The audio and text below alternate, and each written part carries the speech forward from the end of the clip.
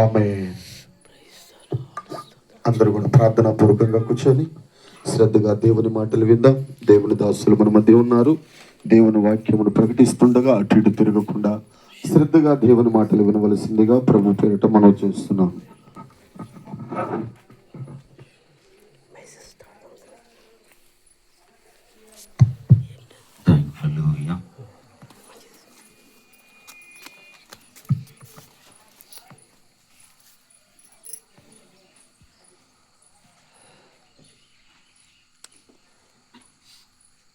Pairing.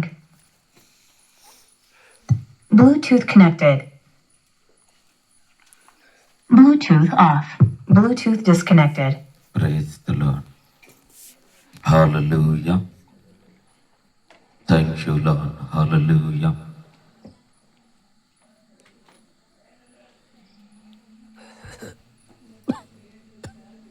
దేవుని యొక్క ప్రశస్తమైన నామాన్ని బట్టి దేవాతి దేవునికి సమస్త మహిమ కలుగునుగాక. ప్రభుని యొక్క పాద సన్నిధిలో చేరుకున్న మీ అందరూ కూడా మన ప్రియ రక్షకుడు అయినటువంటి క్రీస్తు నామములు మీ అందరికీ శుభములు, అందరికీ వందనాలు చెల్లిస్తూ ఉన్నానండి. సంతోషంగా ఉన్న వారు ఒకసారి ప్రభుని కనపరద్దామా? హల్లెలూయా, హల్లెలూయా. దేవునికి సమస్త మహిమ కలుగునుగాక. కొద్ది సమయము తరుబడ్డ హృదయాలు కలవారమై దేవుని యొక్క వాక్యాన్ని మనం ధ్యానం చేసుకుందాం. పరిశుద్ధ గ్రంథము నుండి నిర్గమకాండము దైవజనుడైన మోషే ద్వారా లిఖించబడ్డ నిర్గమకాండము 3వ అధ్యాయము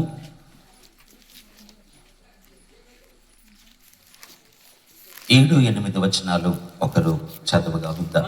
యెహోవా ఇట్లనెను, నేను ఐగుప్తులోనున్న నా ప్రజల బాధను నిశ్చయముగా చూచి తిని, పనులలో తమ్మును కష్టపెట్టు వారిని బట్టి వారు పెట్టిన మొరను వింటిని. వారి దుఃఖములు నాకు తెలిసే ఉన్నవి. కాబట్టి ఐగుప్తీయుల చేతిలో నుండి వారిని విడిపించుటకును, ఆ దేశములో నుండి విశాలమైన మంచి దేశమునకు అనగా కనానీయులకు, హిత్తీయులకు, అమోరీయులకు, పెరిచీయులకు, హివీయులకు, యోబుసీయులకు నివాస స్థానమై పాలు తేనెలు ప్రవహించు దేశమునకు వారిని నడిపించుటకును దిగువచ్చి ఉన్నాను. చాలు, తరలి ఉంచితే చిన్న మాట ప్రార్థన చేద్దాం. ప్రేమ కలిగిన పరలోకమందున్న కన్న తండ్రి, ఈ రాత్రికాల సమయంలో నీ పిల్లలము, నీ ప్రజలము మరొక్కసారి నీ కృపాసనం చెందుకు మేము చేరుకుంటూ ఉన్నాం. కెరూబుల మధ్య నివసించేటువంటి తండ్రి, మాతో మీరు మాట్లాడండి. నీ స్వరమును మేమందరము గ్రహించినట్లుగా, అంగీకరించినట్లుగా అయా మా అందరినీ నీ లేఖనము ద్వారా సంధించండి ప్రభువా. నరుని మాట కాదు ప్రభువా, మీ మాట మా బ్రతుకులను మారుస్తూ ఉంది. నీ మాట చచ్చన మాకు జీవాన్ని కలిగిస్తూ ఉంది తండ్రి. ఈ సమయంలో మానవ స్వరమును మరుగు చేసి పరిశుద్ధాత్మ దేవ మీ స్వరమును మా మధ్యలో మీరు వినిపింపచేయమని నీ సన్నిధిని నేను ప్రార్థిస్తూ ఉన్నాను. ఈ వాక్య సేవ సమయంలో ప్రభువా, అడ్డగించడానికి ప్రయత్నిస్తూ ఉన్న ప్రతి విధమైన అంధకార సంబంధమైన సాతాను శక్తుల ప్రభావాన్ని నజరేయుడైన యేసు నామములో సంపూర్ణంగా మేము తొలగిపోమని ఆజ్ఞాపిస్తున్నాం. నన్ను మమ్మల్ందరినీ మీ ఆత్మాధీనానికి అప్పగిస్తూ యేసు నామములో ప్రార్థిస్తున్నాడు తండ్రి. ఆమేన్, ఆమేన్.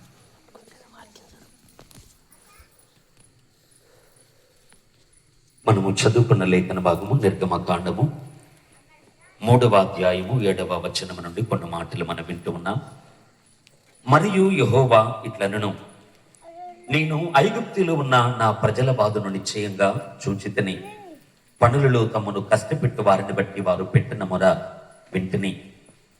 వారి దుఃఖములు నాకు తెలిసై ఉన్నవి. కాబట్టి ఐగుప్తీయుల చేతుల్లో నుండి వారిని విడిపించడకును, ఆ దేశములో నుండి విశాలమైన మంచి దేశమునకు అనగా కనానీయులకు, హిత్తీయులకు, అమోరీయులకు, పెరిచీయులకు, హివ్వీయులకు, యెబూసీయులకు నివాస స్థానమై పాలు తెనలు ప్రవహించు దేశమునకు వారిని నడిపించటకును దిగవచ్చు ఉన్నాను అనేటువంటి మాట మనం గమనిస్తూ ఉన్నాం. ధ్యానం వచ్చి కొన్ని మాటలు ఆలోచించండి. దైవజనుడైనటువంటి మోషే జీవితంలో దేవుడు తనకు ప్రత్యక్షమై మాట్లాడుతున్న కొన్ని మాటలు మనం ఈరోజు వాక్య ధ్యానము కొరకు చదువుకున్నాం. మిద్యాను అరణ్యములో మోషే తన మామ మందను మేపుతూ తన జీవనాన్ని కొనసాగిస్తూ ఉన్న ఆ దినాలలో ఒకానొక సమయములో మోషే దేవుని పర్వతమైనటువంటి హోరేమునకు అరణ్యాన్ని దాటి తాను చేరుకున్నాడు. అరణ్యములో హోరేము పర్వతము దగ్గర దేవుణ్ణి దేవుడు వెళ్ళారా, ఆ పొద నడిమిన దేవుని ప్రత్యక్షతను మోషే పొందుకున్నాడు. పొదలో నుండి, మండుచున్న పొదలో నుండి దేవుడు తన స్వరాన్ని వినిపించడం ప్రారంభించాడు. మోషే మోషే నీవు నిలబడ్డ ప్రదేశము పరిశుద్ధమైంది, నీ చెప్పులు విడువు అన్నాడు. అప్పుడు మోషే తన చెప్పులు విడిచి యెహోవాను సమీపించాడట. ఇక్కడ చదవబడ్డ వాక్యం యొక్క నేపథ్యాన్ని, సందర్భాన్ని మనం అర్థం చేసుకోగలిగితే, మండుచున్న పొదలోనికి యెహోవా దేవుడు దిగువచ్చాడు. దిగువచ్చిన దేవుడు తన స్వరమును తెరిచి మోషేతో మాట్లాడుతున్న మాట మనము 7వ వచనం నుండి మనం చూస్తూ ఉన్నాం. యెహోవా మోషేతో ఇలాగూ చెబుతున్నాడట, నేను ఐగుప్తులోనున్న నా ప్రజల బాధను నిశ్చయంగా చూచితిని, పనులలో తమను కష్టపెట్టి వారిని బట్టి వారు పెట్టిన మరణం వింటిని, వారి దుఃఖములు నాకు తెలిసే ఉన్నవి అంటున్నాడు దేవుడు. పిల్లరా, మనం ఆరాధించేటువంటి దేవుడు, మనము సేవించే దేవుడు ఎవరయ్యా అని మనం చూడగలిగితే, కన్నులుండి చూడలేనివాడు, చెవులుండి వినలేనివాడు, నోరుండి మాట్లాడలేనివాడు, చేతులుండి సహాయం చేయలేనివాడు, కాళ్ళుండి నడవలేనివాడు కాదు, కానీ మనము జీవం కలిగిన దేవుణ్ణి ఆరాధిస్తున్నా. బైబిల్లో రాయబడింది పిల్లారా, కన్నులుండి చూడలేని వారు కొందరున్నారు, చెవులుండి వినలేని వారు కొందరున్నారు, చేతులుండి ముట్టుకోలేని వారు, సహాయపడలేని దేవుళ్ళు అని ఎంచబడుతున్న వారు లోకములో ఎంతో మంది ఉన్నారు. కానీ మన దేవుడు ఆయన చేతులతో ముట్టుకోగలిగిన దేవుడు. మన పరిస్థితిని చూసి తాను ఉన్న లోకాన్ని విడిచి మన దగ్గరికి నడిచి రాగలిగిన దేవుడు, మన మొరలు ఆలకించగలిగిన దేవుడు, మన పరిస్థితులను చూడగలిగిన దేవుడు, మనకు సహాయం చేయగలిగిన దేవుణ్ణి మనము ఆరాధన చేస్తున్నాం. దేవునికి స్తోత్రం. సజీవుడైన దేవునికి ఒక్కసారి చేతులు తీ స్తోత్రాలు చెల్లిద్దామా? హల్లెలూయా, హల్లెలూయా. గమనించాలి దేవుని ప్రజలారా, ఆ సజీవుడైన దేవుడు మోషేతో మాట్లాడుతున్న మాట ఏంటంటే, మోషే, నేను ఐగుప్తులో ఉన్న నా ప్రజల బాధను నేను నిశ్చయంగా చూచాను అంటున్నాడు దేవుడు. అంటే మన దేవునికి చూడగలిగిన నేత్రాలు ఉన్నాయి. పనులలో తమను కష్టపెట్టే వారిని బట్టి వారు పెట్టిన మొరను నేను వింటనే అంటూ ఉన్నాడు. అంటే మన దేవుడు వినగలిగిన చెవులు ఉన్న దేవుడు. వారిని బాధలలో నుండి విడిపించడానికి నేను దిగవచ్చాను అన్నాడు. అంటే చేతులు కాళ్ళు కలిగిన దేవుణ్ణి మనము కలిగి ఉన్న దేవునికి స్తోత్రం. అయితే ఇక్కడ పొద నడిమికి దేవాది దేవుడు దిగువచ్చి మోషేతో మాట్లాడుతున్న మాట ఏంటంటే, మోషే, నేను ఇక్కడికి దిగి రావడానికి కారణం ఏంటంటే, నా ప్రజల బాధను నేను చూశాను. ఐగుప్తు దేశములో తమను బాధ పెట్టేటువంటి ఆ ఐగుప్తీయుల చేతుల్లో నుండి వారిని విడిపించడానికి నేను దిగువచ్చాను అనేటువంటి మాట ఇక్కడ దేవుడు మాట్లాడుతూ ఉన్నాడు. 8వ వచనం చివరి భాగాన్ని మనం చూడగలిగితే అక్కడ దేవుడు అంటాడు, నేను దిగువచ్చి ఉన్నాను అన్నాడు. దేవునికి స్తోత్రం. దేవుడు ఏం చేశారంటే చెప్పండి, ఎక్కువ సమయం నేను కొనసాగించను, కొన్ని ముఖ్యమైన మాటలు జాగ్రత్తగా ఆలకించండి. దేవుడు మాట్లాడుతున్న మాట ఏంటంటే, మోషే, నేను దిగవచ్చి ఉన్నాను అన్నాడు దేవుడు. దిగి రావటము అంటే అర్థం ఏంటండి? దిగి రావటము అంటే అర్థం ఏంటి? పై స్థానములో ఉన్నవాడు కింది స్థానములోనికి వస్తే అది దిగి రావటం. క్రింద ఉన్నవాడు పై అంతస్తులోనికి వెళితే దిగి రావటం మనము ఎక్కి వెళ్ళటం అంటారు. కానీ దిగి రావటం అంటే అర్థం ఏంటండి? పై స్థలాలలో ఉన్నవాడు క్రింది స్థలాలలోనికి రావటమే దిగి రావటం. అంటే ఇక్కడ దేవుడు మాట్లాడుతున్నాడు, నేను దిగువచ్చి ఉన్నాను అంటూ ఉన్నాడు. దేవునికి స్తోత్రం. దేవుడు ఏం చేశాడట? దిగువచ్చాడట. ఎందుకు దేవుడు దిగొచ్చాడు? కొంతమంది ప్రజలు మొరపెడుతూ ఉండగా, ప్రార్థిస్తూ ఉండగా ఆ ప్రార్థన దేవుణ్ణి కిందికి దింపింది. దేవునికి స్తోత్రం. హల్లెలూయా. నాకు మొరపెట్టము, నేను నీకు ఉత్తరమిస్తాను అని సెలవిచ్చిన దేవుడు. ప్రియులారా, మనము బాధల్లో ఉండి, కష్టాల్లో ఉండి, నిట్టూర్పుల్లో ఉండి, పాపములు బంధించబడి, అయా నాకు విడుదల కావాలి అని మొరపెడుతూ ఉన్నప్పుడు చూస్తూ ఊరుకునే దేవుడు కాదు. కానీ ప్రియులారా, తన స్థలాన్ని వదులుకొని మన వద్దకు దిగువచ్చి మనకు సహాయం చేయగలిగిన దేవుడు. దేవునికి స్తోత్రం. ప్రియులారా, ఇశ్రాయేలీయులు ఐగుప్తీయుల చేత బాధపడుతూ ఉన్న దినాలలో, వెట్టి పనులు చేస్తూ ఉన్న దినాలలో, నిట్టూర్పులు విడుస్తూ ఉన్న దినాలలో అబ్రహాము, ఇస్సాకు, యాకోబుల దేవా, మా పితరులతో నీవు ప్రమాణము చేసిన ఆ వాగ్దాన భూమి ఏదయ్యా అని వారు ప్రార్థిస్తూ ఉన్నప్పుడు పిల్లారా, వారి ప్రార్థన పరలోకమందున్న దేవుణ్ణి క్రిందికి దించగలిగింది. దేవునికి స్తోత్రం. పిల్లారా, వారి కన్నీరు దేవుణ్ణి కిందికి దించగలిగింది. ఒక మాట నేను మీతో మాట్లాడుతున్నాను. అత్యున్నతమైన సింహాసనంపై ఆసీనుడైన దేవుణ్ణి నీ ఇంటిలోనికి దిగువచ్చేట్టుగా చేసేది నీ కన్నీటి ప్రార్థన, నీ ఆసక్తి కలిగిన ప్రార్థన. దేవునికి స్తోత్రం. నమ్ముతున్నారా అండి? ఆది కాండములో మనం చూడగలిగితే 18లో దేవుడు ఏమని వ్రాయించాడు అనంటే, ప్రియులారా, నేను దిగవచ్చాను అని అక్కడ కూడా అబ్రహాముతో మాట్లాడుతాడు. ఎందుకు దిగొచ్చాడంటే, సొదొమ గొమొర్రాలను గూర్చి కొంతమంది మొరపెడుతున్నారట. వారి మొరను విని వారు చేసిన ప్రార్థన చొప్పున అలా ఉన్నదా లేదా నేను చూడడానికి దిగవచ్చాను అంటాడు. ఆది కాండములో మనం చూస్తాం. అక్కడ కూడా దేవుడు దిగరావడానికి కారణం ఏంటంటే, కొంతమంది ప్రజలు పెడుతున్న మొర దేవుణ్ణి క్రిందికి దించింది. దేవునికి స్తోత్రం. అందరూ గమనిస్తున్నారా? చెప్పండి. మన దేవుడి ఇక్కడికి దిగి రావాలని కోరుతున్నారా? చెప్పండి. దేవుడు తన సన్నిధితో ఇక్కడికి రావాలి అని మీరు ఆశపడుతున్నారా? ఆయన దిగు వస్తే మన పరిస్థితులు మారుతాయి. ఆయన దిగు వస్తే మన నిట్టూర్పులు తొలగిపోతాయి. ఆయన దిగు వస్తే మన బంధకాలు త్రెంచబడతాయి. ఆయన దిగు వస్తే మనకు ఒక నిజమైన విమోచన కలుగుతుంది. మన మధ్యలో ప్రియులారా, మనందరి మధ్యలో సృష్టికర్త దిగువచ్చునుగాక. దీనత్వం కలిగి, విధేయత కలిగి, తగ్గింపు కలిగి, కన్నీటి ప్రార్థనతో మనము దేవుని పాదాలు పట్టుకోగలిగితాయా? ఈ గ్రామాన్ని నీవు దర్శించు, ఈ ప్రజలను నీవు దర్శించు, మా వ్యక్తిగత జీవితాలను మీరు దర్శించయ్యా. మేము ఏ స్థితిలో పడి ఉన్నామో, ఏ బంధకాల్లో బంధించబడ్డామో వాటన్నిటి నుండి విడిపించడానికి అయ్యా నీవు రమ్మని మనము నిజంగా వేడుకుంటే, నేను మళ్ళీ చెబుతున్నాడు ప్రియులారా, ఆయన చూడలేని దేవుడు, వినలేని దేవుడు, ముట్టుకోలేని దేవుడు, సహాయపడలేని దేవుడు కాదు. ఆయన ప్రియులారా వినగలిగిన దేవుడు, మాట్లాడగలిగిన దేవుడు, చూడగలిగిన దేవుడు. నీ పరిస్థితిని మార్చడానికి నీ చెంతకు దిగవచ్చే దేవుడు. దేవునికి స్తోత్రం. హల్లెలూయా. అయితే ఇక్కడ సందర్భాన్ని మనం చూస్తూ ఉన్న ప్రియులారా, యెహోవా దేవుని అడుగుదాము, దేవా, ఈ మండుచున్న పొదలోనికి, ఈ హోరేబు పర్వతం మీదకి నీవెందుకు దిగువచ్చావు? ఎక్కడికి దిగొచ్చాడు దేవుడు? ఐగుప్తు యొక్క అంతఃపురములోనికి రాలేదు ఆయన.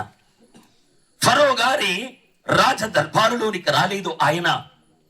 ఎక్కడికి వచ్చాడు దేవుడు అనంటే ప్రియులారా, పశువుల చేత తొక్కబడుతున్న ఒక పొదలోనికి దిగొచ్చాడు. అవును కదా?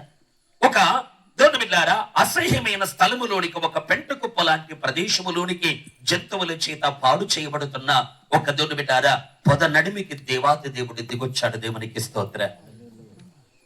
పొద లోకములో మొలిచింది అంటే దాని అర్థం ఏంటంటే అది శాపానికి సాదృశ్యం.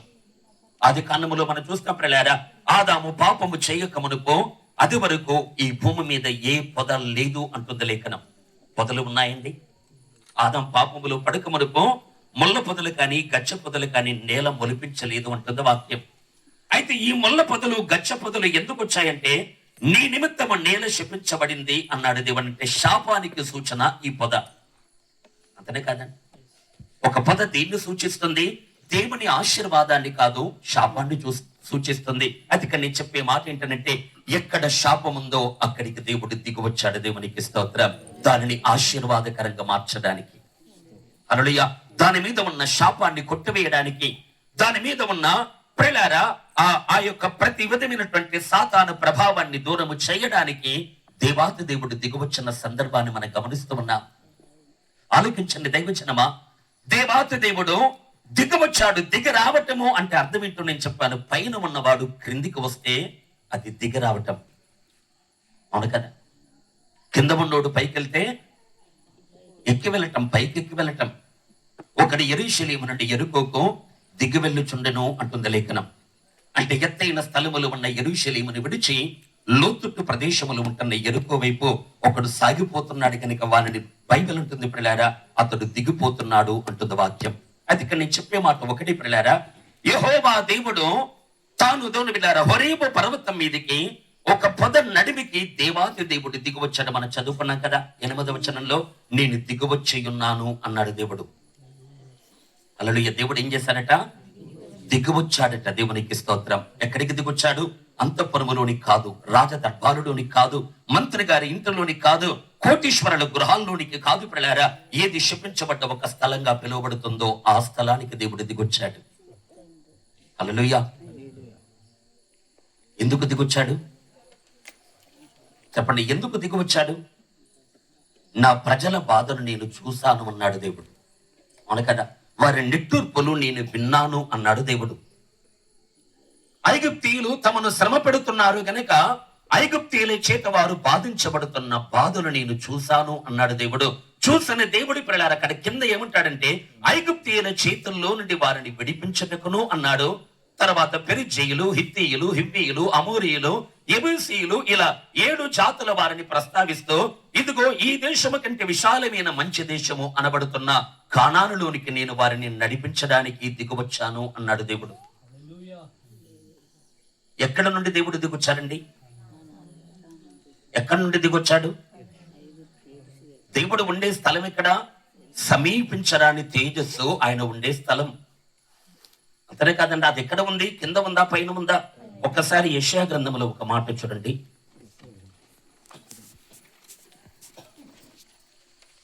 యెషయా గ్రంథము 50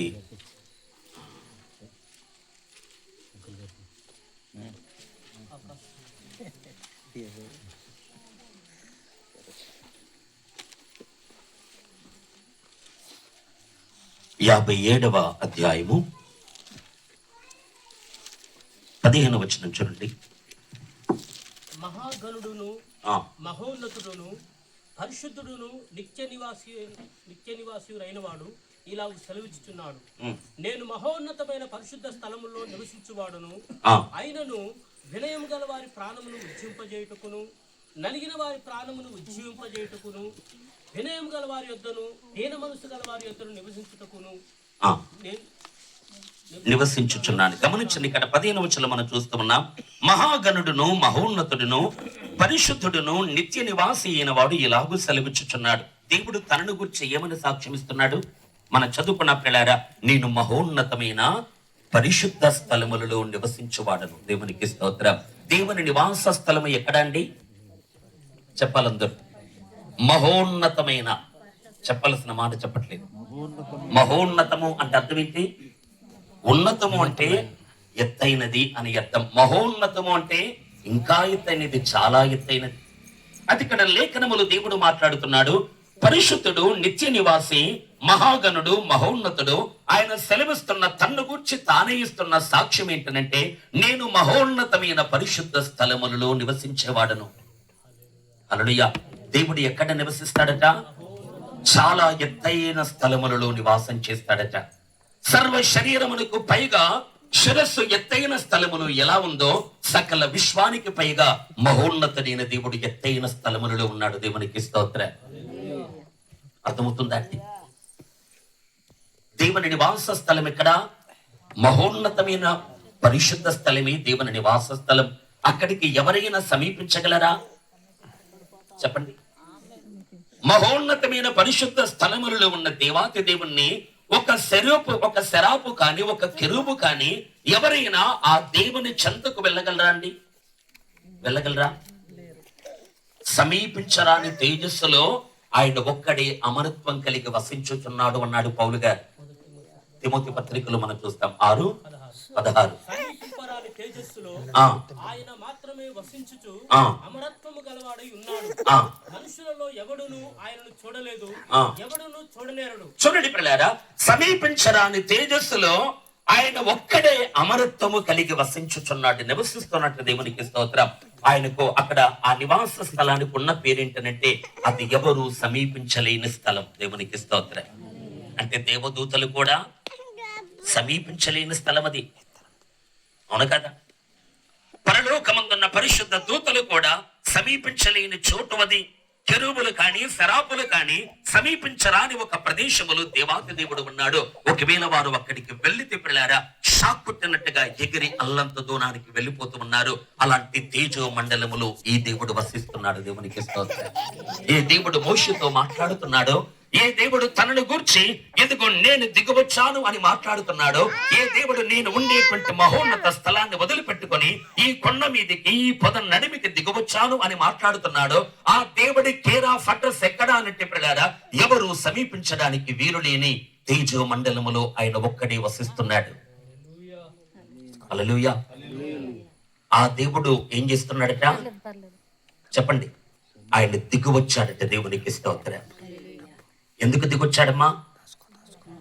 కొంతమంది ప్రజల కన్నీటిని చూశాడు ఆయన, కొంతమంది ప్రజల బాధను చూశాడు ఆయన, కొంతమంది ప్రజల నిట్టూర్పులు విన్నాడు ఆయన, కొంతమంది ప్రజల బానిసత్వాన్ని తోనివిల్లారా ఎరిగిన ఆయన వారి పరిస్థితిని మార్చడానికి, వారిని విమోచించడానికి, విడిపించడానికి తానే స్వయంగా దిగొచ్చాడు. దేవునికి స్తోత్రం. ఒక చిన్న మాట మీకు చెప్పగోరుతున్నాను దేవుని పిల్లలారా.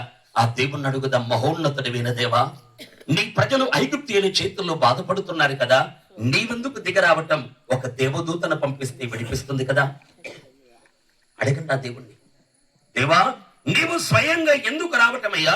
నీవు ఆజ్ఞాపిస్తే నీ చిత్తాన్ని నెరవేర్చేటువంటి బలుశూరులైన దూతలు ఉన్నారు కదా, నీవు సెలవిస్తే చిత్తము ప్రవ్వా అని వెనువెంటనే నీ మాటకు లోబడి కలిగిన బలవంతులైన ఆత్మరూపులు అనబడుతున్న దూతలు ఉన్నారు కదా. అంటే ఇక్కడ మనము గమనించే మాట ఏంటంటే, దేవుడు ఏదో ఒక దూతను పంపించకుండా తానే స్వయంగా దిగొచ్చారట. దేవునికి స్తోత్రం.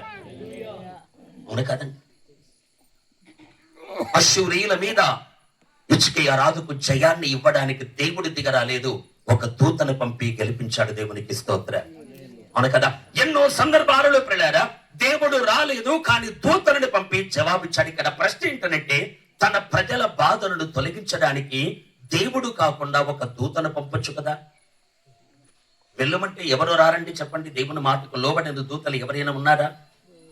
అయ్యా నా ప్రజలు ఐగుప్తులు బాధపడుతున్నారు, ఓ మిఖాయేల్ లేకపోతే ఓ గబ్రియేల్, ఎందుకో ఇంకా ఎంతో మంది బలశూరులైన దూతలు ఉన్నారు కదా, ఇదిగో నా దూతల్లారా మీరు వెళ్ళి ఐగుప్తీయులను తొత్తునీలుగా ఓడించి నా ప్రజల్ని విమోచించండి అని దేవుడి పిల్లారా పనివారు అనబడుతున్న తన దూతలకు పని చెప్పకుండా తానే స్వయంగా దిగొచ్చాడు. దేవునికి స్తోత్రం. అర్థమవుతుందా? ఎందుకు అలా చేశాడు దేవుడు? ఎందుకు అలా చేశాడు?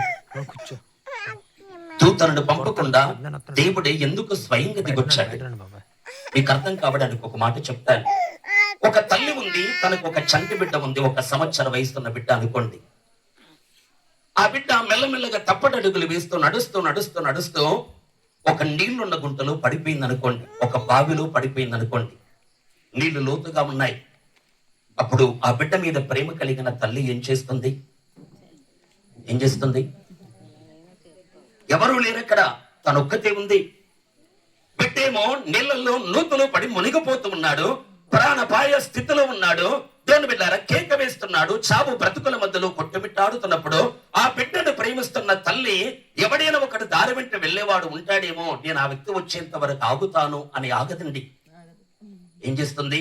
తనకు ఈదటం వచ్చినా రాకపోయినా ముందు దూకేస్తుంది. దేవుడికి స్తోత్రం. ఎందుకు? తన బిడ్డ మీద తల్లికున్న ప్రేమ. అవును కదా? ఆ ప్రేమ ఎవరినో ఒకరిని పంపలేదు, కానీ ఆ ప్రేమ తనను తానే నీటిలోనికి వెళ్ళడానికి తీర్మానం కలిగించింది. దేవునికి స్తోత్రం. అలాగే నేనంటాను పిల్లారా, తన కుమారుడైన ఇశ్రాయేలు ఐగుప్తులో బానిసగా బ్రతుకుతున్న చూస్తున్న ఆ కన్న తండ్రి, హల్లెలూయా, ఐగుప్తు దేశములో నిట్టొప్పు విడుస్తున్నది ఎవరు అంటే పిల్లారా, ఒక దాసుడు కాదు, సాక్షాత్తు యెహోవా దేవుని జ్యేష్ఠ పుత్రుడు ఇశ్రాయేలు. దేవునికి స్తోత్రం. ఇశ్రాయేలు ఎవరండి? దేవునికి దాసుడు కాదట. ఇశ్రాయేలు నా ముద్దు బిడ్డ అంటాడు దేవుడు. హల్లెలూయా. ఎఫ్రాయిము అనేటువంటి పేరు పెట్టి ఇశ్రాయేలు సమాజముతో మాట్లాడతాడు. ఎఫ్రాయిము నా ముద్దు బిడ్డ, నేను వాడికి నడక నేర్పాను అంటాడు పిల్లారా. అతడు నా జ్యేష్ఠ పుత్రుడు అని ఇశ్రాయేలును గురించి దేవుడు పలికాడు. అంటే తన కుమారుడు ఐగుప్తీయుల చేతుల్లో బాధపడుతున్నప్పుడు, తన బిడ్డ ఐగుప్తీయుల చేతుల్లో బందీగా ఉన్నప్పుడు, తన బిడ్డ నిట్టూర్పులు విడుస్తూ ఉన్నప్పుడు, తన బిడ్డ కేకలు వేస్తున్నప్పుడు, అబ్రహాము ఇస్సాకు యాకోబుల దేవా అని ఎలుగెత్తి వారు మొరపెడుతూ ఉన్నప్పుడు పిల్లారా, వారి పరిస్థితిని చూస్తున్న దేవునికి వారి పట్ల అచంచలమైన ప్రేమ కలిగింది గనక ఆ ప్రేమే దేవుణ్ణి స్వయంగా కిందికి వచ్చేట్టుగా చేసింది. దేవునికి స్తోత్రం. గమనిస్తున్నారా? దూతను పంపక తానే రావడానికి ఏంటి కారణం? తన బిడ్డ మీద ఉన్న ప్రేమ. తల్లి పిల్లారా, ఎవడో ఒక బాటసారి కొరకు కనిపెట్టకుండా నూతులోనికి దూకడానికి ఏంటి కారణం అంటే ఆ బిడ్డ మీద ఉన్న ప్రేమ. నిజమా కాదా అండి? నిజమంటారా లేదా? అలాగే నేను చెప్పే మాట పిల్లారా, ఇశ్రాయేలు ప్రజలంటే దేవునికి ప్రేమ గనుక, ఇశ్రాయేలు ప్రజలంటే దేవునికి దేవుని బిడ్డలారా ఎంతో మమకారం గనుక, తన ప్రజలు బాధపడటము దేవునికి నచ్చదు గనక, తన ప్రజలు స్వతంత్రులుగా ఉండవలసిన వారు దాసులుగా ఉండటము దేవుని చిత్తము కాదు కనుక, ఆ ప్రజలు ఎన్నో ఏళ్లుగా నిట్టూర్పులు విడుస్తూ ఉన్నప్పుడు అత్యున్నతమైన సింహాసనంపై ఆసనడి ఉన్న ఆ దేవుడు, సమీపించడానికి తేజ మండలములు ఉన్న ఆ దేవుడు పిల్లారా, ఎవరు కూడా సమీపించడానికి వీలు లేని దేవుని బిడ్డారా ఆ మండుచున్న గోళములు ఉన్న ఆ దేవాతి దేవుడి పిల్లారా, తాను స్వయంగా తన యొక్క దేవుని బిడ్డారా అది ఆధిపత్యాన్ని వదులుకొని, తనకున్న వైభవాన్ని వదులుకొని, తన్ను తాను తగ్గించుకొని పిల్లారా ఆ హోరీబు పర్వతం మీదికి ఒక పొద నడిమికి దేవుడు ఒక్కొక్క అడుగు కిందికి వేస్తూ దిగొచ్చాడు. దేవునికి స్తోత్రం. హల్లెలూయా. ఎందుకు దిగొచ్చాడు? దూతలు చేయలేని ఒక పని చేయడానికి, దేవదూతలు జరిగించలేని ఒక కార్యాన్ని జరిగించడానికి పిల్లారా దేవాతి దేవుడు దిగువచ్చాడు పిల్లారా. ఆయన దిగువచ్చి ఏమంటున్నాడు అనంటే, నా ప్రజల్ని నేను విడిపించడానికి దిగొచ్చాను అన్నాడు. అవునంటారు కదా? మన సౌర కుటుంబం, ఈ భూమి గడిచిన దినము నేను చెప్పినట్టుగా పిల్లారా సోలార్ సిస్టమ్ లో ఒక గ్రహం మన భూమి, 3వ గ్రహము మనము నివసిస్తున్న భూమి. ఈ సోలార్ సిస్టమ్ అంటే దేవుని బిడ్డలారా ఈ టేబుల్ ఈ చివరి నుండి ఈ చివరికి వెళ్ళడానికి కొంత టైం పడుతుంది. ఊరు చివరి నుండి ఊరు మొదలుకు చేరుకొనడానికి కొంత టైం పడుతుంది. అలాగే నేనంటాను, మన సోలార్ సిస్టము ఈ వైపు నుండి ఆ వైపు వెళ్ళడానికి ఎంత టైం పడుతుందండి? చదువుకున్న వారికి అర్థమవుతుంది మాట. మధ్యలో సూర్యుడు ఉన్నాడు, దాని చుట్టూ 8 గ్రహాలు తిరుగుతున్నాయి. అందులో 3వ గ్రహము మనము నివసించేటువంటి ఈ భూమి. పిల్లారా ఈ సోలార్ సిస్టమ్ లేదా ఈ సౌర కుటుంబాన్ని ఆ వైపు నుండి ఈ వైపు దాటడానికి ఎన్ని సంవత్సరాల సమయం పడుతుంది చెప్పండి? అర్థమవుతుందా నా ప్రశ్న? ఎంతకాలం పడుతుందండి? ఒకవేళ ఈ లోకములన్నిటికంగా వేగంగా పరిగెత్తేటువంటి వాహనం పేరు ఇప్పుడు మనిషి రాకెట్ అని పిలుస్తున్నాడు. 1 నిమిషానికి 12 కిలోమీటర్లు వెళ్తుంది. కానీ నేనంటాను పిల్లారా, ఒక లైట్ జోన్ బిడ్డారా సూర్యుని నుండి వచ్చేటువంటి లైట్ కిరణాలు ఏవైతే ఉన్నాయో ఆ లైట్ కున్న ఆ వేగము యొక్క కొలత ఎంత అని మనం చూడగలిగితే 1 సెకండ్కు 3 లక్షల కిలోమీటర్ల దూరముతో ప్రయాణము చేస్తుంది ఒక లైట్. దేవునికి స్తోత్రం. స్విచ్ చేయగానే ఇక్కడంతా వెలుగొస్తుందా లేదా? అంటే లైట్ కూడా ఆ బల్బులో నుండి వెలుగు కిరణాలు ఇక్కడికి చేరుకొనడానికి దానికి కూడా కొంత టైం ఉంటుంది. అది ఎంత వేగంతో ప్రయాణం చేస్తుందంటే శాస్త్రవేత్తలు అన్నారు, ఒక క్షణమునకు 3 లక్షల కిలోమీటర్ల వేగముతో లైట్ ప్రయాణం చేస్తుంది. అంత వేగంగా ప్రయాణము చేయగలిగిన ఒక వెహికల్ మానవుడు కనుక్కొని నిమిషానికి దొండు బిడ్డారు క్షణమునకు 3 లక్షల కిలోమీటర్ల చొప్పున 1 సంవత్సరం అంతా ప్రయాణము చేస్తే దానిని లైట్ ఇయర్ అంటారు. దేవునికి స్తోత్రం. కాంతి సంవత్సరము అంటారు. శాస్త్రవేత్తల భాష ప్రకారంగా కాంతి సంవత్సరం అంటే అర్థం ఏంటండి? కాంతి ఎంత వేగంతో ప్రయాణం చేస్తుందో అంత వేగంగా ఆగకుండా 1 ఏడాది పాటు ప్రయాణము చేస్తే దానిని కాంతి సంవత్సరం అంట. అలా ప్రయాణించే సదుపాయం అనుకుందా? ఉందా అండి? ఉందా చెప్పండి? అంత వేగంగా ప్రయాణం చేసేటువంటి వాహనాలు మనకున్నాయా? లేవు. అవును కదా? ఇలా దోణ బిడ్డారా 1 సంవత్సరము, 2 సంవత్సరాలు, 3 సంవత్సరాలు, 4 సంవత్సరాలు, 100 సంవత్సరాలు, 500 సంవత్సరాలు, 1000 సంవత్సరాలు ఇలా ఆగకుండా ప్రయాణము చేసినా కూడా ఇంకా దోణ బిడ్డారా సోలార్ సిస్టమ్ మనము దాటం. ఇలా 1,00,000 సంవత్సరాలు ప్రయాణం చేస్తే మన సోలార్ సిస్టమ్ పొలిమేర మనం దాటుతాం. దేవునికి స్తోత్రం. అర్థమవుతుందండి? మన సోలార్ సిస్టమే ఎంత పెద్దదంటే నక్షత్ర కుటుంబం ఎంత పెద్దది, నెబ్యులా ఎంత పెద్దది, గెలాక్సీ ఎంత పెద్దది, మిల్కీ వే ఎంత పెద్దది. ప్రియులారా కోటాను కోట్ల గెలాక్సీలు కలిగిన ఈ విశ్వానికి పైన ఎంతో సుదూరంగా ఉన్నవాడు దేవుడు. ఆ దేవుడి ప్రియులారా ఈ భూమి మీదకి అంత దూరం నుండి దిగొచ్చాడు. దేవునికి స్తోత్రం. హల్లెలూయా. ఎందుకు దిగొచ్చాడు? తన బిడ్డ అంటే దేవునికి ప్రేమ. ఈ రోజు ఇక్కడ కూర్చున్న మీతోనే మాట్లాడుతున్న మాట మీ చెవులు తెరిచి ఆలకించనమ్మా. నీ బాధలు చూస్తున్న దేవుడు ఈ విశ్వంలో ఒకే ఒక్కడు ఉన్నాడు. దేవునికి స్తోత్రం. చూడలేని దేవుడు కాదు, వినలేని దేవుడు కాదు, ముట్టుకోలేని దేవుడు కాదు. ఒక చోట నిలబడితే ఏ మాత్రము కదలకుండా అలాగే ఉండే దేవుడు కాదు పిల్లారా. ఎందుకు నీ పరిస్థితులు చూస్తున్నా భూమి ఆకాశాల సృష్టికర్త అయిన యెహోవా దేవుడు ఒక ఆయన ఉన్నాడు పిల్లారా. ఆ నిజమైన దేవుడు నీ పరిస్థితులు చూస్తున్నవాడు, నీ స్థితిని మార్చగలిగిన వాడు, నీ చరిత్రని పిల్లారా తిరిగి రాయగలిగిన దేవుడు పిల్లారా. ఆ యెహోవా దేవుణ్ణి నీవు మనసారా అయా నా స్థితిని మార్చమని నీవు నిజంగా మొరపెట్టగలిగితే నీ దగ్గరికి వచ్చేవాడు ఆ దేవుడు. హల్లెలూయా. నీ పరిస్థితిని మార్చేవాడు ఆ దేవుడు, నీ చరిత్రను మార్చగలిగిన వాడు ఆ దేవుడు పిల్లారా. ఆ దేవుణ్ణి ఇశ్రాయేలీయులు మొరపెడుతున్నారు, ప్రార్థించారు గనక దేవుడు దిగొచ్చాడట. నేను చెప్పాను పిల్లారా, ఒక దూతను పంపకుండా తనే రావడానికి కారణం తన మీద ప్రేమ. ఈ రోజు నీ కొరకు దేవాతి దేవుడు దిగి రావడానికి ఇష్టపడుతున్నాడు. దేవునికి స్తోత్రం.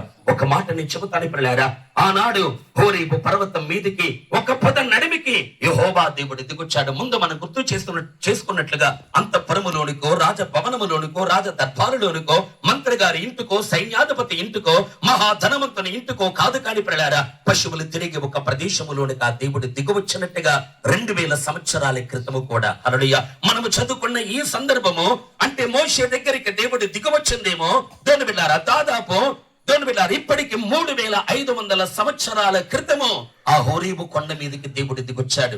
సరిగ్గా అదే దేవుడు 2000 సంవత్సరాల క్రితము కూడా మహోన్నతమైన పరిశుద్ధ స్థలాన్ని వదిలి ఈ లోకానికి మానవుడిగా దిగొచ్చాడు. దేవునికి స్తోత్రం. ఇశ్రాయేలు దేశములో ప్రపంచానికి నడబడ్డు అని పిలువబడుతున్న ఇశ్రాయేలు దేశములోనికి, యెరూషలేం ప్రాంతములోనికి అందరి చేత తృణీకరించబడిన దేవుని బిడ్డలారా చిన్న కుగ్రామము అని పిలువబడుతున్న బెత్లెహేము ఎఫ్రాతాలోనికి ఎందుకు నజరేయుడైన యేసు క్రీస్తు పిల్లారా ఆయన త్రోవలో జన్మించాడు. దేవునికి స్తోత్రం. ఆయన ఈ లోకములో హేరోదు యొక్క అంతఃపురానికి రాలేదు పిల్లారా. ఆయన ఈ లోకములో రాజుల గృహాలలో పుట్టలేదు. కానీ ఆనాడు సీనాయి కొండ మీదికి, హోరేబు పర్వతం మీదికి దేవుడైతే దిగొచ్చాడు. సరిగ్గా అదే దేవుడు 2000 ఏళ్ల క్రితం ఈ లోకానికి మానవుడిగా దిగొచ్చాడు. దేవునికి స్తోత్రం. నమ్ముతున్నారా? యేసు ఎవరు అంటే 2000 సంవత్సరాల క్రితమే పుట్టిన క్రొత్త దేవుడు కాదు. చాలా మంది బైబిల్ అంటే పడని కొందరు ఏం చెప్తారంటే మీ కిరస్థాన మతము కొత్త దేవుడు అంటారు. నిజమంటారా కాదండి? మా మతము సనాతన మతం, మా ధర్మము సనాతన ధర్మం, లక్షల కొలది సంవత్సరాల చరిత్ర కలిగిన మతం మాది. మీ దేవుడు నిన్న మొన్న పుట్టినాడు అంటారు. కానీ నేనంటాను పిల్లారా 2000 సంవత్సరాల క్రితము యేసు కొత్తగా పుట్టిన దేవుడు కాదు, యేసు పరలోకము నుండి దిగువచ్చిన దేవుడు. దేవునికి స్తోత్రం. నేను హైదరాబాద్ లో ఉంటాను. ఈ రోజు ఈ ఊరు పేరు ఏంటండి?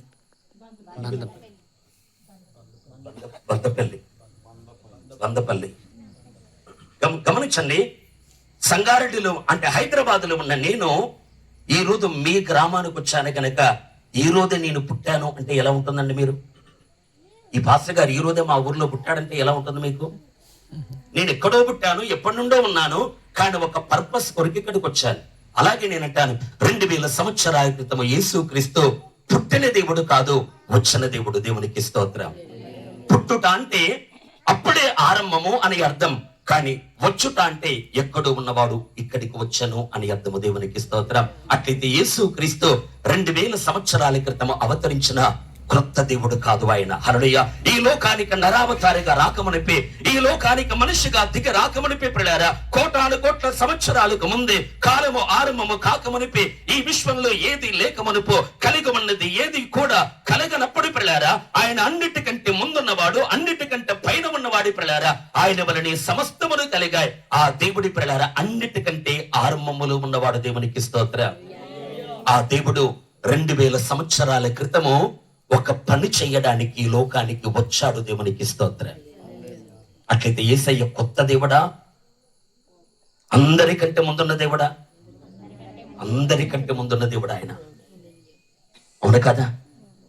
ఆ దేవుడు ఈ లోకములోనికి పుట్టెను అనేటువంటి మాట చెప్తుంది వాక్యం. హెబ్రీ పత్రికలో మనం చూడగలిగితే ఆయన ఈ లోకమందు ప్రవేశించినప్పుడు అంటాడు 10వ అధ్యాయంలో యేసుప్రభు ఈ లోకంలో ఏమయ్యాడట? ప్రవేశించాడట. దేవునికి స్తోత్రం. దయచేసి ఆ మాట చదువుతారా ఒక మాట? 10వ అధ్యాయము 5వ వచనం అనుకుంటాను. కాబట్టి ఆ ఆయన ఈ లోకమందు ప్రవేశించినప్పుడు, కాబట్టి ఆయన అంటే యేసుక్రీస్తు ఈ లోకమందు పుట్టినప్పుడు అన్నాడా? ప్రవేశించినప్పుడు అన్నాడా? ప్రవేశించినప్పుడు. దేవునికి స్తోత్రం. ఆయన ఇలాగు చెప్పుచున్నాడు. గమనించండి దేవుని ప్రియులారా, యేసుక్రీస్తు 2000 ఏళ్ల క్రితము ప్రియులారా కొత్తగా పుట్టిన దేవుడు కాదు. ఆయన అన్ని లోకాల కంటే ముందున్న ఏకైక దేవుడు. దేవునికి స్తోత్రం. ఆయన ఈ లోకములోనికి వచ్చెను. హైదరాబాద్ నుండి మీ గ్రామానికి నేను ఎలాగైతే ఈ రోజు వచ్చానో 2000 ఏళ్ల క్రితము పురాతన కాలము నుండి ఉన్న దేవుడు ఈ లోకానికి నరుడుగా వచ్చాను. దేవునికి స్తోత్రం. ఇక్కడికి నేను ఎందుకు వచ్చాను? ఈ కూడికను దేవుని బిడ్డలారా, కూడికలో వాక్యాన్ని అందించడానికి వచ్చాను. అలాగే యేసు క్రీస్తు కూడా ఎందుకు వచ్చాడు ఇక్కడికి? హోరేబు పర్వతం మీదకి ఎందుకు వచ్చాడు దేవుడు? ఎందుకు దిగొచ్చాడు? తన ప్రజలను విడిపించడానికి దిగొచ్చాడు. అలాగే ప్రియులారా, యేసు క్రీస్తు కూడా 2000 ఏళ్ల క్రితం ఈ లోకానికి ఎందుకు వచ్చాడమ్మా? ఎందుకు వచ్చాడు? మత్తయి సువార్త 6వ అధ్యాయంలో మనం చూడగలిగితే దేవుని బిడ్డలారా, మరియకు భర్తగా ప్రధానము చేయబడిన యోసేపుతో దేవదూత మాట్లాడతాడు. ఓ యోసేపు, నీ భార్య అయిన మరియను చేర్చుకొనడానికి ఎందుకు నీవు ఆలోచన చేయకో? ఎందుకు ఆమె దేవుని వలన గర్భవతిగా మారింది. పుట్టబోయే కుమారుడు పరిశుద్ధుడవుతాడు. ఎందుకు ఆయన దేవుడు కుమారుడు అని పిలువబడతాడు. ఆయన తన ప్రజలను వారి పాపములలో నుండి రక్షించును, విమోచించును. దేవునికి స్తోత్రం. యేసు ఎందుకు వచ్చాడు అనంటే విమోచించడానికి వచ్చిన దేవుడు, విడిపించడానికి వచ్చిన దేవుడు, రక్షించడానికి దిగువచ్చిన దేవుడి ప్రియులారా. అలాగే హోరేబు పర్వతం మీద కూడా ఆ యెహోవా దేవుడు ఎందుకు వచ్చాడు అనంటే తన ప్రజలను విడిపించడానికి, విమోచించడానికి దిగొచ్చాడు. యేసయ్య ఎందుకు వచ్చాడండి? చెప్పండి. మనలను విమోచించడానికి. ఆనాడు ఇశ్రాయేలీయులను ఐగుప్తులు బాధపడుతున్నట్టుగా ఈ రోజు మనలందరిని కూడా కొన్ని కనబడని శక్తులు బాధపడుతున్నాయి. ఆనాడు ఇశ్రాయేలు ప్రజలను ఐగుప్తు అధికారులు దేవుని బిడ్డలారా చితగా బాధుతున్నట్టుగా మనలను కూడా ఈ లోకాన్ని ఏలుబడి చేస్తున్న అంధకార అధికారులు ప్రియులారా మన ఆత్మలను అనగొడుతూ ఉన్నారు, పాపములు బంధిస్తూ ఉన్నారు, పాతాళానికి ఈడ్చుకొని పోతూ ఉండగా ప్రియులారా నిన్ను నన్ను మన పాపములలో నుండి విడిపించడానికి వచ్చిన దేవుడే నజరేయుడైన యేసు. దేవునికి స్తోత్రం. హల్లెలూయా. యేసు ఎవరు? దేవుని పిల్లలారా, ఆయన రక్షించడానికి దిగువచ్చిన దేవుడు, ఆయన విడిపించడానికి దిగువచ్చిన దేవుడు. నీవు దేని చేత బాధపడుతున్నావు, దేని చేత బంధించబడుతున్నామంటే కనబడిన శక్తి అనబడుతున్న పాపముల చేత మనం బంధించబడ్డా. అందుకే మనం చదువుకున్న ప్రియులారా, ఆయనే తన ప్రజలను వారి పాపములలో నుండి రక్షిస్తాడు, విడిపిస్తాడు. దేవునికి స్తోత్రం. దిగువచ్చిన దేవుడు మోషేతో ఏమంటున్నాడు? ఐగుప్తీయుల చేతుల్లో నుండి నేను విడిపించడానికి వచ్చాను అన్నాడు. అర్థమవుతుందా? ఎక్కడికి దిగొచ్చాడు ఆయన? అంతఃపురములోనికి కాదు, అరణ్యములోనికి దిగొచ్చాడు. పర్వతం మీదకి దిగొచ్చాడు. మన్ను దేవుని బిడ్డలారా పద నడిమికి దేవుడు దిగవచ్చాడు. సరిగ్గా యేసు క్రీస్తు కూడా ఈ లోకములో ఒక చిన్న పేద గ్రామములో త్రోవలో జన్మించాడు. ఆయన పశువుల పాకలో పుట్టలేదు. యేసయ్య మార్గములో జన్మించాడు. జన్మించిన తర్వాత ఆ శిశువును ఎత్తుకొని సత్రాలు వెతకడం ప్రారంభిస్తున్నప్పుడు సత్రములో ఆయనకు స్థలము లేనప్పుడు అప్పుడు పుట్టిన ఆ శిశువును పశువుల పాకలో పరుండబెట్టది అంటుంది వాక్యం. అర్థమవుతుందా అండి? దేవుని బిడ్డలారా, నీ పరిస్థితిని మార్చడానికి ఆ సర్వోన్నతుడైన దేవుడు ఈ లోకములో మార్గములో జన్మించాడండి. ఎక్కడ చోటు లేక తలవార్చుకొనడానికి చోటు లేక పశువుల పాకలో ఒక చిన్న గంపలో ఆయన పడుకోబెట్టబడ్డాడండి. ఆయన ఎవరు? దేవుని పిల్లలారా, పశువుల పాకలో ఉన్న ఆ పసిబారుడు ఎవరు అన్నట్టు పిల్లలారా కొత్తగా అవతరించిన దేవుడు కాదు, అన్నిటికంటే ముందున్న పురాతనమైన దేవుడు ఆయన. యేసు ఎందుకు వచ్చాడు ఈ లోకానికి? ఒక దూతని ఎందుకు పంపలేదు?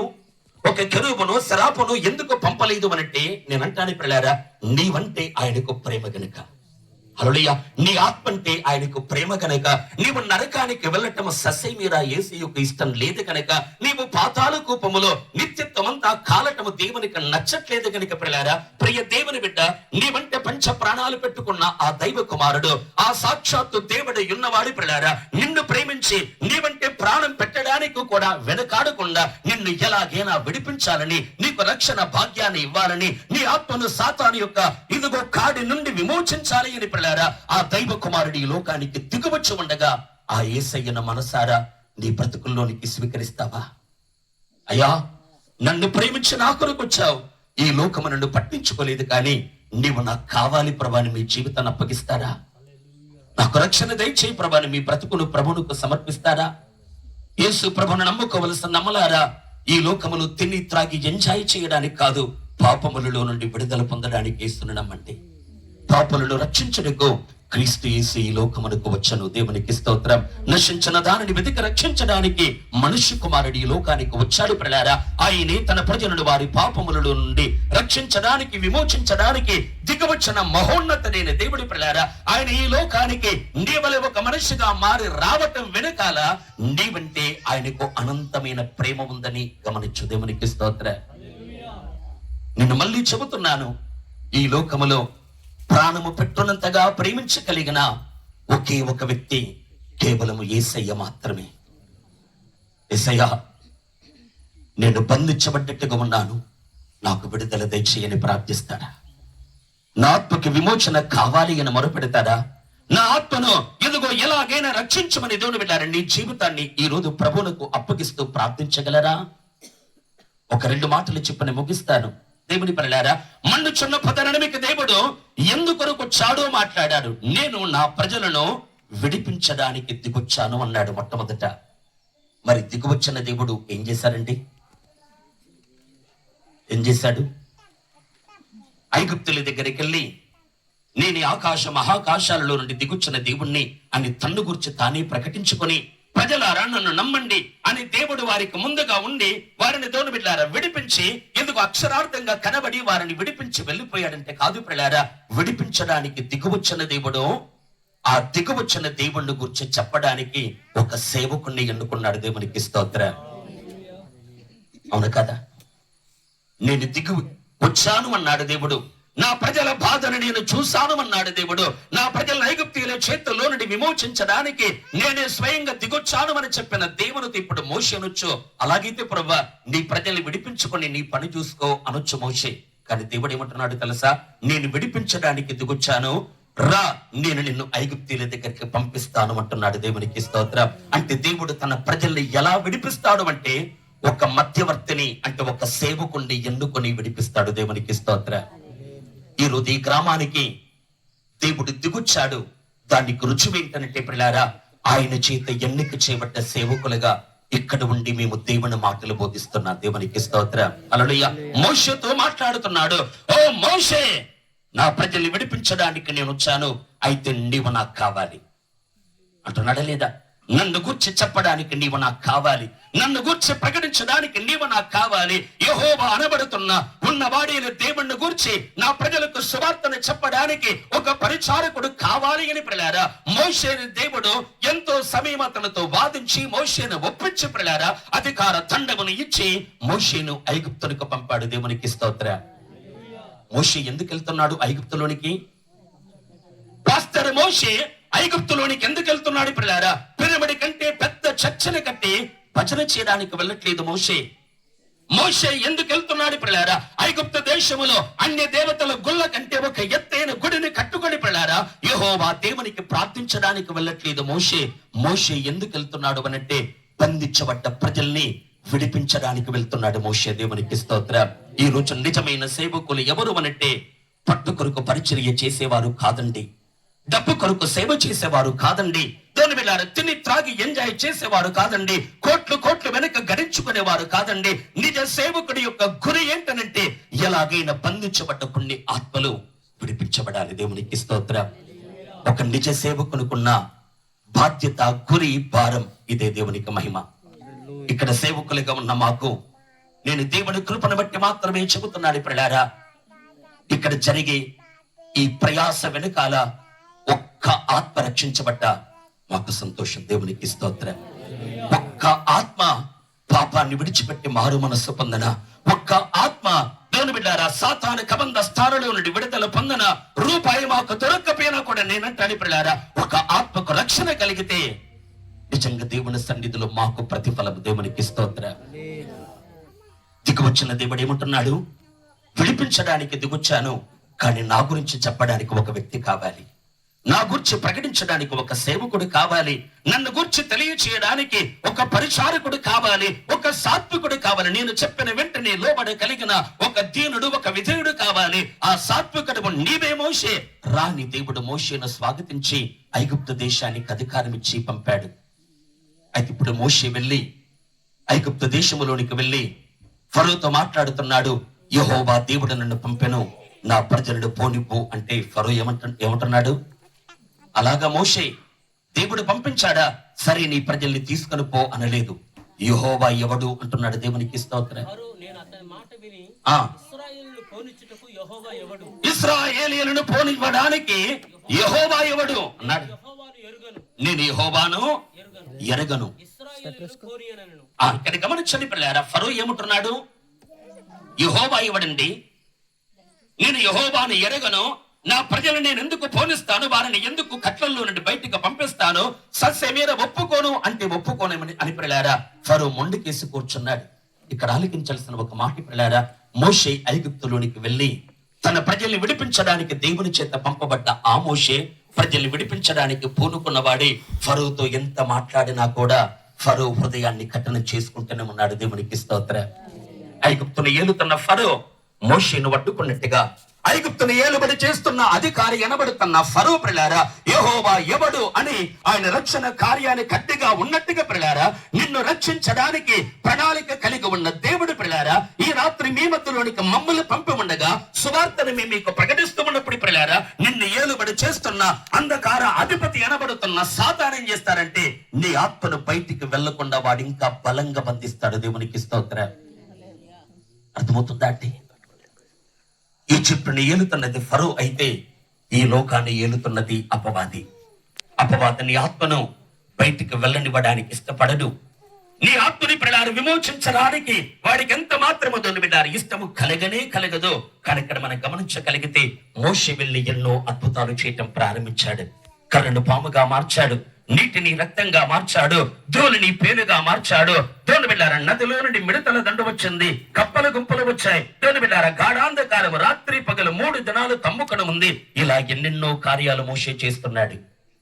నేను ఒక మాట అంటాను పిల్లారా, 10 సూచక క్రియలు చేశాడు మోషే. ఎన్ని చేశారండి ఐగుప్తులో? 10. కానీ ఒక్క మాట, కర్ర పాముగా మారింది.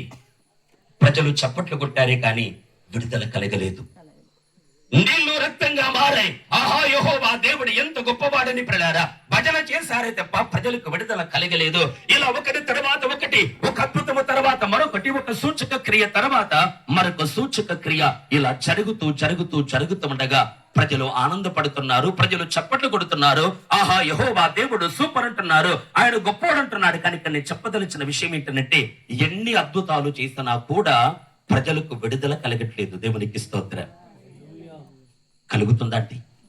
ఈ రోజు ఒక మాట మీతో నేను చెబుతున్నాను, మన దేవుడు అద్భుతాలు చేయగలిగిన దేవుడే, మన దేవుడు రోగాలు బాగు చేయగలిగిన దేవుడే, మన దేవుడి పిల్లారా నీ శాపాన్ని కొట్టివేయగలిగిన దేవుడే, మన దేవుడి పిల్లారా నీ పరిస్థితిని మార్చగలిగిన దేవుడే. కానీ ఎన్ని అద్భుతాలు యేసయ్య నీ జీవితంలో జరిగించినా కూడా అద్భుతము జరిగిందే తప్ప విడుదల మాత్రము దొరకట్లేదు. దేవునికి స్తోత్రం. చాలా మంది ఏమనుకుంటారంటే స్వస్థత దొరికింది కనుక రక్షణ దొరికింది అనుకుంటారు, అద్భుతము జరిగింది కనుక నా ఆత్మకు విమోచన కలిగింది అనుకుంటారు. అమ్మలారా, అద్భుతం వేరు, రక్షణ వేరు. స్వస్థత వేరు, రక్షణ వేరు. అర్థమవుతుందా అండి? నీకు ఉద్యోగం దొరకొచ్చు, గుడ్డాలుగా ఉన్న నీకు సంతానం కలగొచ్చు, ఇల్లు లేని నీకు దేవుని నమ్ముకున్న తర్వాత ఇల్లు దొరకొచ్చు, నీకు దేవుని బిడ్డ ఎకరా పొలం దొరకొచ్చు, ఇలా ఎన్నో నీకు దొరకొచ్చు. కానీ ఇక్కడ ప్రస్తావన ఏంటంటే యేసు క్రీస్తు ద్వారా ఎన్ని అద్భుతాలు జరిగినా అది అద్భుతమే తప్ప రక్షణ పొందినట్టు కాదు. దేవునికి స్తోత్రం. గమనిస్తున్నారా? 10 అద్భుతాలు చేశాడు మోషే. ఐగుప్తు దేశాన్ని గడగడలాడించాడు మోషే.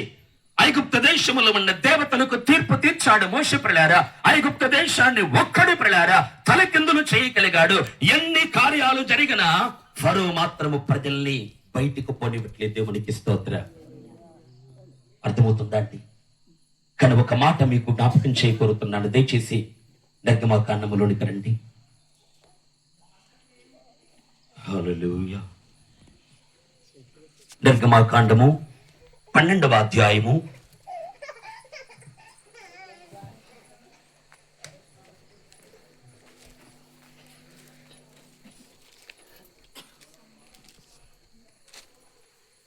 దేవునికి మహిమ కలుగునుగాక. దేవానికి స్తోత్రం. దయచేసి 38వ వచనాన్ని చూడండి. అనేకులైన అన్యజనుల సమూహమును, గొర్రెలు, ఎద్దులు మొదలైన పశువుల గొప్ప మందైను వారితో కూడా బయలుదేరును. వారు ఐగుప్తులో నుండి తెచ్చిన పిండి ముద్దతో పొంగని రొట్టెలు చేసి కాల్చిరి. వారు ఐగుప్తులో నుండి వెళ్ళగొట్టబడిన తడువు చేయలేకపోయేది కనుక అది పులిసి ఉండలేదు. గమనించండి, ఆ మాట మాత్రమే కాక మరొక మాట కూడా మనం గమనిస్తాం. ఈ దినమున ఐగుప్తులో నుండి వారు బయలుదేరి అనేటువంటి మాట మనం చూస్తాం. 17వ వచనం. పులేని రొట్టెల పండుగను మీరు ఆచరింపవలెను.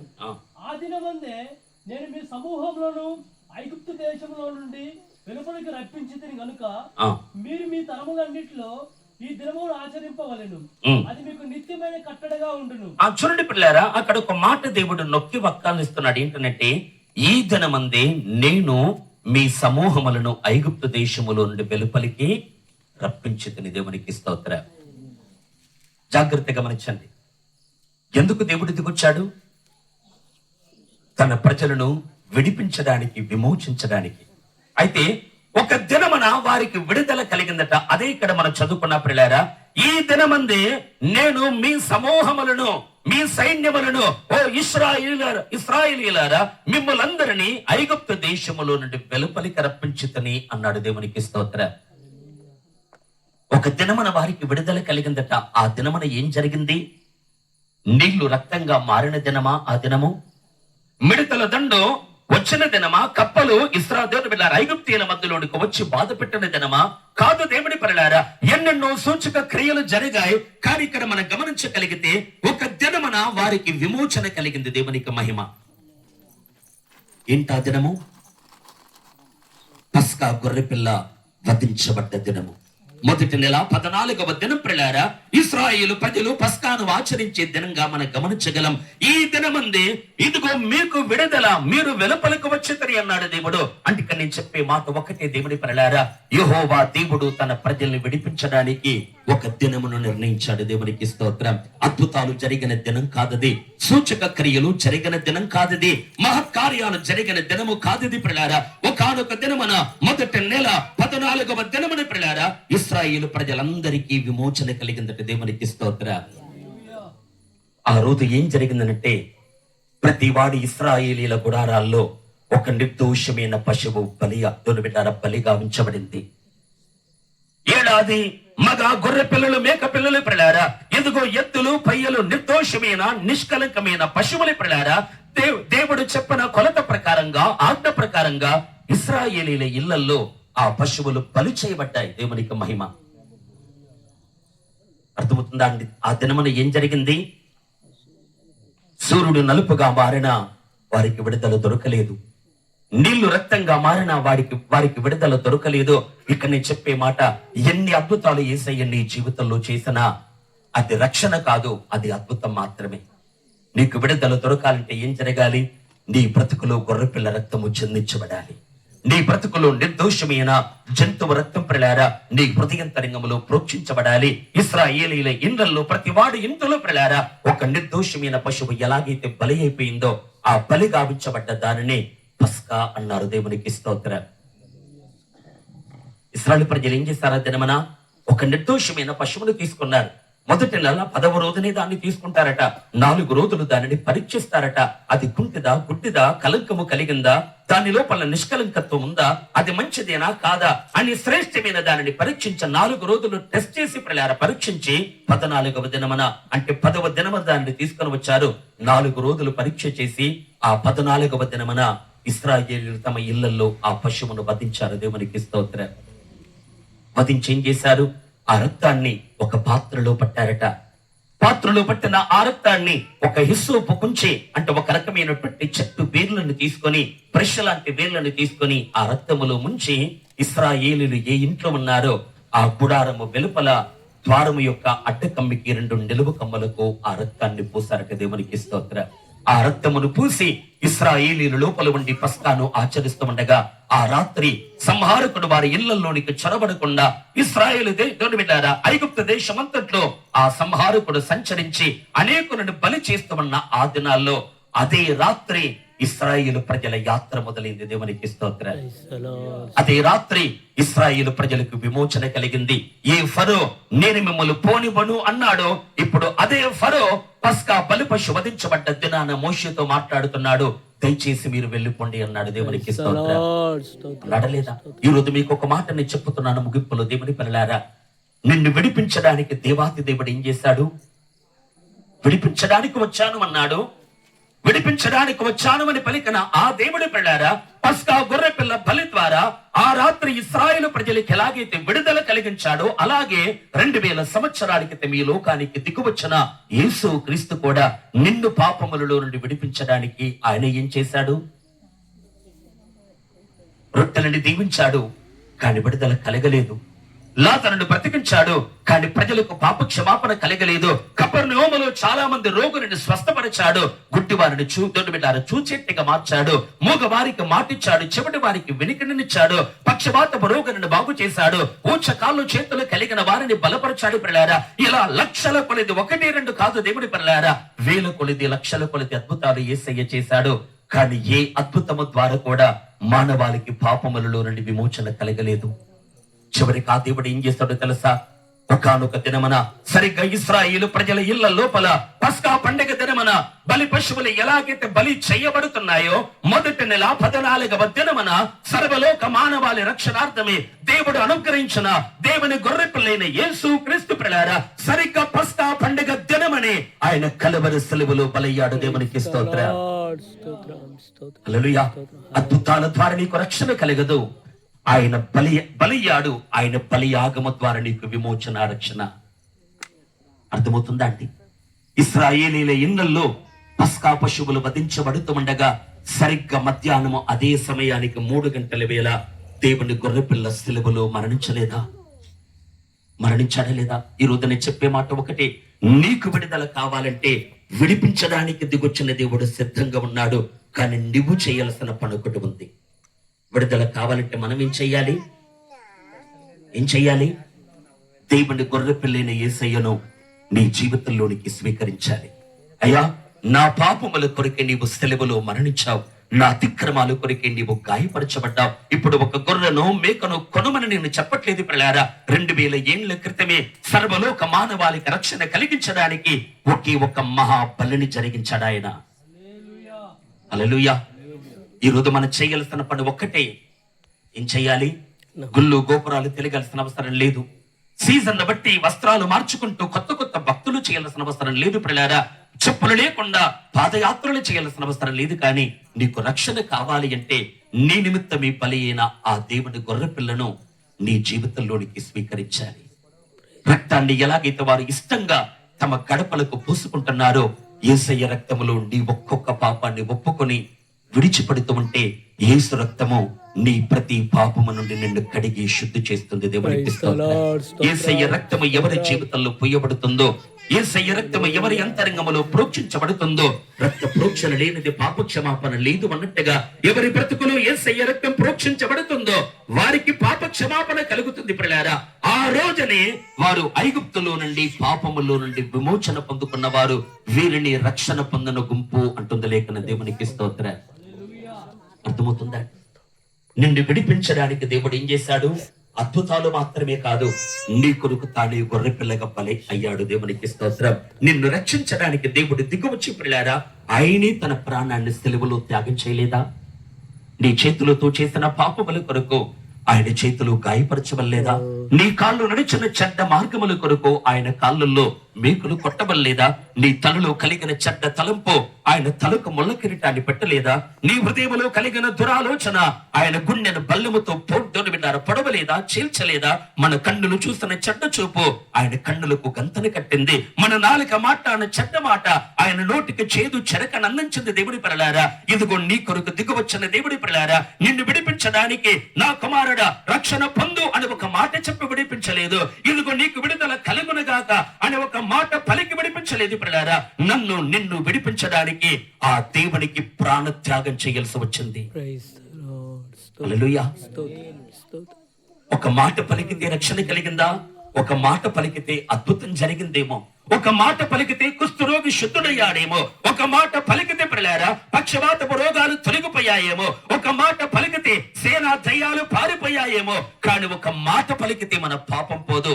పిల్లలారా, మాటకు బదులుగా ఆయన తన రక్తాన్ని కార్చాడు గనక ఆ రక్తములో ఎవరి జీవితం కడగబడుతుందో వారు పాపములలో నుండి విమోచన పొందుతున్నారు. దేవునికి స్తోత్రం.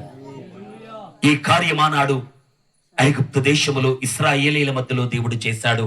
అదే కార్యాన్ని ఈ 21వ శతాబ్దములు పిల్లారా తన స్వరక్తమును కార్చి చేయడానికి సిద్ధంగా ఉన్నాడు. ఈ గ్రామములో ఎవరికైనా రక్షణ కావాలి అనుకుంటే మీ జీవితాన్ని దేవునికి అప్పగిస్తారా? నన్ను విడిపించు ప్రభా, నా ఆత్మని విమోచించు ప్రభా, నాకు రక్షణ దయచేయి ప్రభా. ఎవరైతే పిల్లారా రక్తము చేత కడగబడ్డారో, రక్తము చేత విమోచన పొందుకున్నారో, గొర్రె పిల్ల రక్తము చేత ఎవరి జీవితాలు ఐగుప్తులో నుండి వెలుపలికి రప్పించబడ్డాయి పిల్లారా, వారు చేసిన మొదటి పని ఏంటంటే వారు ఎర్ర సముద్రములో బాప్తిస్మాన్ని తీసుకున్నారు. దేవునికి స్తోత్రం. అలాగే మీతో నేనంటాను, ఎవరు బాప్తిస్మం పొందాలి అంటే నాకు పిల్లలు పుట్టారండి అన్నవాళ్ళు కాదు, నాకు ఉద్యోగం ఇచ్చారండి దేవుడు అన్నవాళ్ళు కాదు బాప్తిసం పొందాల్సింది. నాకు పెళ్లిలో బాప్తిసం ఇచ్చారు అని పెళ్లి కొరకు కాదు బాప్తిసం తీసుకునేది. ఎవరు బాప్తిస్మం తీసుకోవాలంటే ఎవరు యేసయ్య రక్తము చేత విమోచన పొందుతారో, ఎవరి పాపములు యేసయ్య రక్తము చేత పరిహారం పొందుతాయో, ఎవరి జీవితాలు యేసు రక్తము చేత కొనబడతాయో పిల్లారా, విమోచన పొందుకున్న వారు చేయాల్సిన మొదటి పని ఏంటంటే తండ్రి కుమార పరిశుద్ధాత్మ నామములో బాప్తిస్మాన్ని తీసుకోవటం. దేవునికి స్తోత్రం. పెళ్లి కొరకు బాప్తిసం పొందితే నీ రక్షణ చల్లదు. స్వస్థత కొరకు బాప్తిసం పొందితే నీ రక్షణ చల్లదు పిల్లారా. వయసు వచ్చింది కనుక బాప్తిసం ఇచ్చాడు పాస్టర్ గారంటే నీ రక్షణ చల్లదు. దేవుని పిల్లారా, ప్రతిరోజు నీవు స్నానం చేస్తున్నావు, అలాగే నీ ప్రతిరోజు మన బాప్తిసం పొందుతున్నట్టు కాదు. ఎప్పుడు నీవే చేసే స్నానమో ఆ రోజు సపరేట్ గా పాస్టర్ గారు సబ్బు లేకుండా చేయించాడంతే. ఈరోజు మనం ఏం చేయాలి? యేసయ్య రక్తములో కడగబడి పాపములలో నుండి విమోచన పొందుకొని పిల్లారా, అప్పుడు నీవు నీటి బాప్తిస్మాన్ని తీసుకుంటే నీవు విమోచన పొందిన వ్యక్తివి. దేవునికి స్తోత్రం. హల్లెలూయా. ఈ రోజు ఈ విధంగా విడిపించబడాలనే కోరిక మీ మధ్యలో ఉన్నవారు ఎవరైనా ఉన్నారా? ఇంకా చెప్పవలసిన మాటలు చాలా మిగిలి ఉన్నవి, కానీ నేను ఇతడు తాపుతున్నాను. దేవుని పిల్లారా, నాకు రక్షణ కావాలి ప్రభుని కోరుకుంటున్న వారు ఎవరైనా ఉన్నారా? మన చదువుకున్న మూల వాక్యాలు పిల్లారా, ఎవరినైతే దేవుడు విడిపిస్తున్నాడో ఇక విడిపించబడిన వారి బాధ్యత ఏంటంటే కానానుకు నడిపించబడుట. దేవునికి స్తోత్రం. విడుదల పొందిన వారు విడుదల పొందాలి. విడుదల పొందిన వారు ఎక్కడికి వెళ్ళాలి? కానాను వైపు యాత్ర చేయాలి. దేవునికి స్తోత్రం. మేము విడుదల పొందాము అనుకుంటున్న వారులారా, దేవుని మేఘము కింద నీవు యాత్ర చేస్తున్నావా? దేవుని మార్గములో నీ యాత్ర కొనసాగుతుందా? విడుదల పొందిన వారు విడుదల పొందండి. విడుదల పొందిన వెంటనే పిల్లారా ఇక నీకు నడక ఆరంభమవుతుంది. దేవునికి స్తోత్రం. విమోచన పొందిన వెంటనే నీకు ప్రయాణం ఆరంభమవుతుంది. బాప్తిసం తీసుకున్న వెంటనే పిల్లారా నీవు యాత్రికుడిగా పరదేశిగా మార్చబడతావు. విడుదల పొందిన విశ్వాసులారా, నీవు కానాను వైపు యాత్ర చేస్తున్నావా, లేదా మళ్ళీ తిరిగి ఐగుప్తులోనికి వెళ్ళి ఐగుప్తు జీవితాన్ని కొనసాగిస్తున్నావా? ఎవరు ఈ రాత్రి ఒక్కసారి మిమ్మల్ని మీరు పరీక్షించుకుంటారా? హల్లెలూయా. రక్షణ కావాలి అన్నవారు, సరైన బాప్తిసం కావాలి అన్నవారు, సరైన విడుదల కావాలి అన్నవారు, ఈ రోజే నాకు విడుదల కావాలి ప్రభువా, ఐగుప్తు జీవితం నుండి పూర్తిగా నేను వేరుపరచబడతాను, నాకు రక్షణ కావాలని యేసు రక్తములో కడగబడి బాప్తిసం ఒకవేళ పొందాలి అనుకున్నా కూడా ఈ రాత్రి ఇవ్వడానికి నేను సిద్ధము. దేవునికి స్తోత్రం.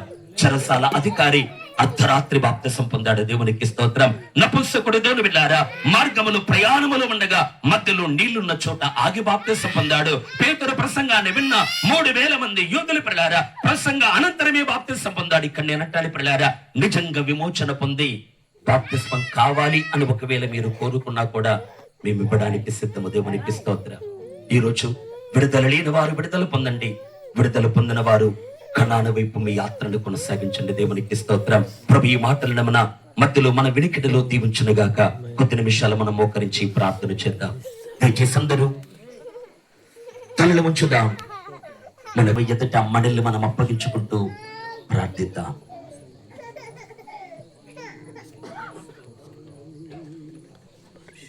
దేవా నీకు వందనాలు. ఒక్కసారి దేవుని మహోన్నతమైన ప్రేమను గ్రహించగలరా? దేవుని బిడ్డలారా, సర్వాధికారం కలిగిన దేవుడు, అన్నిటికీ శిరస్సైన దేవుడు, సమీపించరాని తేజస్సులు ఉన్న ఆ మహాదేవుడు, ఆ మహోన్నతుడైన దేవుడు, మహోన్నతమైన పరిశుద్ధ స్థలములలో వసించే ఆ గొప్ప దేవుడు ఎవరును ఒక దూతను పంపక తానే దిగొచ్చాడు, తానే స్వయంగా దిగువచ్చాడు. ఎందుకు? నిన్ను నన్ను విడిపించడానికి, నీకు నాకు రక్షణ కలిగించడానికి, మనందరినీ పాపములలో నుండి విడిపించడానికి, మన ఆత్మకు రక్షణ భాగ్యాన్ని ఇవ్వడానికి ఆ దేవుడి కుమారుడు దిగొచ్చాడు.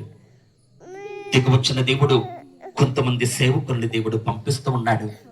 దిగువచ్చిన దేవుడు ఆనాడు ఇశ్రాయేలీల గుడారాలలో పస్కా పశువులు వధించబడ్డట్టుగా మన కొరకు ఆయనే ఒక నిర్దోషమైన పస్కా బలిగా వధించబడ్డాడు. దేవుని పిల్లలారా, అద్భుతాల కొరకు యేసును నమ్మకండి దయచేసి. ఆయన అద్భుతాలు చేసే దేవుడే, ఆశ్చర్య కార్యాలు జరిగించే ఆశ్చర్యకరుడు ఆయన, సూచక క్రియలు చేసే దేవుడే ఆయన. కానీ ఏ సూచక క్రియ ద్వారా నీకు రక్షణ కలగదు. కలువరి శిలువ మరణము ద్వారా నీకు రక్షణ. నీ గుడారం అనబడుతున్న నీ జీవితంలో, నీ హృదయంలో యేసు రక్తము ప్రోక్షించబడుగాక. ఎక్కడో 2000 ఏళ్ల క్రితము చిందించబడ్డ ఆ రక్తం ఈ రోజు నీ హృదయంలోనికి ఎలా వస్తుందో తెలుసా? మొదటి యోహాను 1లో మనం చూస్తాం ప్రియులారా, మనము మన పాపములను ఒప్పుకొనిన ఎడల, ఎవరికి వారు తమ తమ పాపాలను కప్పుకోకుండా ఒప్పుకుంటూ ఒక్కొక్క పాపము కొరకు కన్నీళ్లు కారుస్తూ ఉన్నప్పుడు, అప్పుడే ఎప్పుడో కార్చిన కుమారుని రక్తం నీ హృదయంలోనికి వస్తుంది. దేవునికి స్తోత్రం. నీ ప్రతి పాపాన్ని కడిగి నన్ను పవిత్రపరుస్తుంది, నిన్ను నీతిమంతునిగా మారుస్తుంది, నిన్ను నిర్దోషినిగా మారుస్తుంది. ప్రియులారా, ఎవరు తమ పాపములలో నుండి యేసు రక్తము చేత విమోచన పొందారు ప్రియులారా, అదే నిజంగా విడుదల, అదే రక్షణ భాగ్యం. విమోచన పొందిన వారు, యేసు రక్తము చేత జీవితాన్ని కడుక్కున్నవారు, ఎర్ర సముద్రము అనబడుతున్న నీటి బాప్తిస్మపు అనుభవాన్ని దాటాలి. ఎవరికి విడుదల కలిగిందో విశ్వాసలారా, మీరు కూర్చోడానికి వీల్లేదు. మీ యాత్ర ఆరంభమైంది. కానాను వైపు నడవాలి, వాగ్దాన దేశం వైపు నడవాలి. పరమ కానానుకు మన యాత్రను కొనసాగించాలి. విడుదల పొందుకున్న వారులారా, మనకు విశ్రాంతి లేదు. మనము యాత్రికులము, మనము పరదేశులం. ఈ అరణ్యములు ఎన్నో అనుభవాలు దాటుతూ దేవుడి కట్టిన పరమ కానానును మనము స్వతంత్రించుకోవాలి. అట్టి ప్రత్యక్షత దేవుడు మనకు అనుగ్రహించునుగాక. హల్లెలూయా, హల్లెలూయా. రక్షణ కావాలి అనుకున్న వారు మీ మధ్యలో ఉంటే దేవుని ఎదుట మీ కన్నీటిని కార్చండి. అయ్యా, నన్ను ప్రేమించి నా కొరకు ఇంత గొప్ప కార్యం చేశావు ప్రభా. భక్తిహీనుడనై ఉన్న నా కొరకు, పాపాత్ముడైన నా కొరకు, నీతిమంతుడివైన నీవు మరణించడానికి వెనుక తీయలేదు ప్రభా. అయ్యా, నీ ప్రేమ ఎంతో గొప్పది ప్రభా. నీ ప్రేమ వర్ణనాతీతము తండ్రి. ఆకాశ మహాకాశాల కావలు ఉన్న నీవు ఎంతో దూరములు ఉన్న ఈ భూ ప్రపంచంలోనికి నా వద్దకు వచ్చిన దేవుడు. నన్ను విడిపించడానికి నీవే గొర్రెపిల్లగా బలైన దేవుడు ప్రభా. నన్ను విడిపించడానికి ఎంత త్యాగం చేస్తే ప్రభా, నా పాపాన్ని ఒప్పుకొని నా బ్రతుకును రక్షించమని, క్షమించమని కనీసమని నడకపోతే నాకంటే దౌర్భాగ్యులు మరెవరుంటారయ్యా? నాకు విడుదల దయచేయని ప్రార్థించండి. నాకు రక్షణ దయచేయని ప్రార్థించండి. రక్షింపబడిన విశ్వాసులారా, నేను కణానికి ముందుకు వెళ్తాను ప్రభువా అని తీర్మానించండి. దేవా, మీకు మహిమ కలుగు. ఇజ్రాయేల్ ప్రజలు విడిపించడానికి ఏ విధముగా వారి మధ్యకు దిగి వచ్చి ఉన్నావో, నన్ను విడిపించడానికి 2000 సంవత్సరాల క్రితమే ఈ లోకములో పుట్టుట మాత్రము కాదు, నా కొరకు దిగి వచ్చి ఉన్నావు దేవా. కాబట్టి ఈ దినమున పాపము నుంచి లోకం విడిపించడానికి నా కొరకు దిగి వచ్చావు కనుక, నా పాపముల కొరకు నీ పరిశుద్ధ రక్తాన్ని చిందించావు కనుక, విమోచన రక్తాన్ని నా కొరకు చిందించావు కనుక, నా కొరకు వధించబడిన గొర్రె పిల్లగా ఈ లోకమునకు వచ్చి దేవా, ఎవరూ ప్రేమించలేని ప్రేమతో నన్ను ప్రేమించి, ఎవరూ చేయలేని త్యాగాన్ని నా కొరకు చేసిన యేసయ్యా, ఈ రాత్రికాల సమయంలో దేవా, నాకు ఈ పాప క్షమాపణ కావాలి, నాకు ఈ రక్షణ కావాలి, నాకు విడుదల కావాలి, నాకు నూతన జీవము కావాలని ఈ రాత్రికాల సమయంలో దేని బిడ్డలారా ఎవరు తీర్మానం తీసుకుంటున్నారు? ఇంకా రక్షణ భాగ్యం లేనివారు, పాప క్షమాపణ లేనివారు ఈ రాత్రికాల సమయంలో ఆ పాప క్షమాపణ నాకు కావాలి, ఈ రక్షణ భాగ్యం నాకు కావాలి, ఈ విమోచన నాకు కావాలని స్తోత్రములు తీర్మానం తీసుకుంటున్న వారిలో స్తోత్రములు మీ హస్తమును మీ కుడి చేయి పైకెత్తండి, మీ కొరకు ప్రార్థన చేస్తాం. ఈ రాత్రికాల సమయంలో ఈ పాప క్షమాపణ నాకు కావాలి, ఈ రక్షణ భాగ్యం నాకు కావాలి, ఈ విడుదల నాకు కావాలి అని యథార్థముగా ఒక నూతన తీర్మానం తీసుకున్న వారు మీ కుడి చేయి పైకెత్తితే ప్రభు కృపిస్తాడు, ప్రభు కనికరిస్తాడు, ప్రభు మిమ్మల్ని దర్శిస్తాడు, పరిశుద్ధాత్ముడు మీలో గొప్ప కార్యము జరిగిస్తాడు, విమోచన దయచేస్తాడు, మీ పాపములు క్షాపణ కలిగిస్తాడు. స్తోత్రములు. ప్రభు గొప్ప రక్షణ భాగ్యం అనుగ్రహిస్తాడు. స్తోత్రాలు. దేని బిడ్డలారా, స్తోత్రములు. ఇది రక్షణ దినము, ఇది అనుకూల సమయము. స్తోత్రములు. ఇది మనకు రక్షణ పొందే సమయము కనుక ఈ రాత్రి కాల సమయంలో స్తోత్రములు వారికి వీరికి రక్షణ కాదు, నాకు రక్షణ కావాలయ్యా, నాకు పాప క్షమాపణ కావాలి, నాకు విమోచన కావాలి ప్రభు అని ఒక తీర్మానం తీసుకుందాం. దేవా, మీ సన్నిధిని మాకు అనుగ్రహించి ఇంతవరకు స్తోత్రములు దైవజనులను నీ సిలువ చాటును మరుగుపరుచుకొని పరిశుద్ధాత్ముడా ఇంతవరకు నీకు ఆత్మ స్వరమును మీ యొక్క రక్షణ మాటలను ఇంతవరకు మీరు మాకు తెలియజేసినందుకు వందనాలు దేవా. స్తోత్రములు తండ్రి, స్తోత్రములు. అవును ప్రభువా, అయ్యమ్మరానాడు ఇజ్రాయేల్ ప్రజల యొక్క పరిస్థితిని చూచి, వారి యొక్క బాధను చూచి, వారి యొక్క దురావస్థను చూచి స్తోత్రములు ఆ నిత్య మహిమను విడిచి పరిశుద్ధ స్థలమును విడిచి దేవా స్తోత్రములు ఆ యొక్క వారి మధ్యలోనికి దిగి వచ్చిన వాడా, ఓరోబు యొక్క పర్వతంలోనికి ఆ మనుచున్నటువంటి పొదలోనికి దిగి వచ్చిన వాడా, వందనాలు తండ్రి, స్తోత్రములు. దేవ, మోసేకు ప్రత్యక్షమై నా ప్రజల దురావస్థను చూచితిని, వారికి మూలికి నేను వింటిని కనుక వారిని విడిపించడానికి దిగి వచ్చి ఉన్నానని స్తోత్రములు. ఇంకా వారిని కనాను రాజ్యం నడిపించడానికి దిగి వచ్చి ఉన్నానని వారితో మాట్లాడిన వాడా, స్తోత్రములు. అయ్యా, ఈ రాత్రి కాల సమయములో దేవా స్తోత్రములు, ఇంకా మరి లోకములు ఈ పాపములు అయ్యా చీకటిలో అయ్యా మరణములు స్తోత్రములు జీవిస్తూ అనేక పరిస్థితి చేత, పాపము చేత, లోకము చేత, అనేక ఆచారముల చేత, అనేక మతభక్తి చేత, అనేకమైనటువంటి ఈ యొక్క అలవాట్ల చేత బంధించబడి అయ్యా కట్టబడి అనేక పరిస్థితులు బంధించబడి జీవిస్తూ చివరికి ప్రభా నశించిపోతున్నటువంటి మా ఆత్మను రక్షించడానికి దేవా స్తోత్రములు. పాపము నుండి, లోకము నుండి, మరణము నుండి, చీకటి నుంచి, రాబోయే భయంకరమైన శిక్ష నుంచి దేవా, ఆ తీర్పు నుంచి, నిత్య నరకము నుంచి దేవా మమ్మల్ని అందరినీ విడిపించడానికి దేవా, ఈ ప్రాంతములనే రక్షించడానికి దేవా స్తోత్రములు.